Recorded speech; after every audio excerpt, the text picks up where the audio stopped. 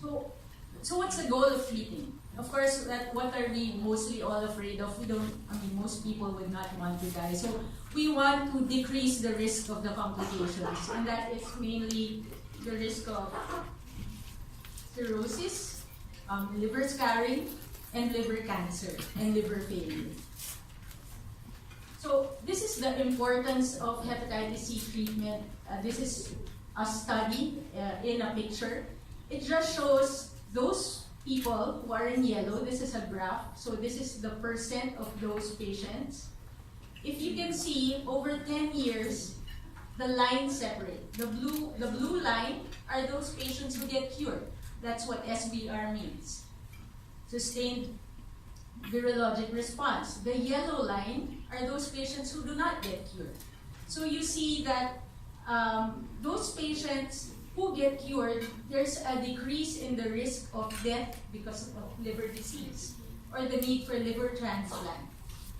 And in those patients who do not get cured, there's a decreased risk, the blue line separates from the yellow line, of those of getting liver cancer in the future.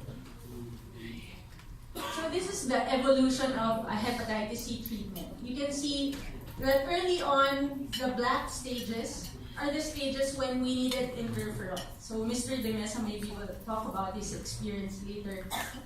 Interferon is an injection that you get for hepatitis C. So in the first years of treatment up to early to 2011, you saw that interferon was needed by patients to get cured.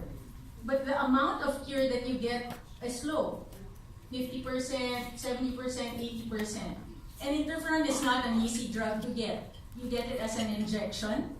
There are a lot of contraindications. Before your doctor starts giving it to you, he needs to check, do you have heart disease, lung disease, psychiatric illness, and all sorts of other screenings need to be undergone before you start treatment. As an example of the possible side effects, based on personal experience. So I had a patient, we started him in interferon, next follow-up, gumugulo na yung buhok niya. Kasi stress na siya. He feels febrile, body aches. The next follow-up, he wanted to quit his job na. He almost hit his car down while driving and he couldn't take it. And eventually this patient decided to stop treatment and of course did not get cured. So in 2013, the tablets became available. And now we're at the stage, so when I see patients nowadays in the clinics, it sounds funny where I say, this is a good time to have hepatitis C, rather than say 10 years ago. Now is a good time because there is cure and it's much easier than 20 years ago. So as you can see, the treatment can afford above 95% cure, which is wonderful. So and the other wonderful thing is, unlike the iPhone, bigger and more function, more effective, is also more expensive. So we were just talking about this earlier na ang kapal ng mukha daw ng Apple to charge so much for their latest phone. So it's not like that for the new drugs for hepatitis C. They're better, but not as expensive. So before and after, before this used to be the injection plus ribavirin, there was lower cure rates.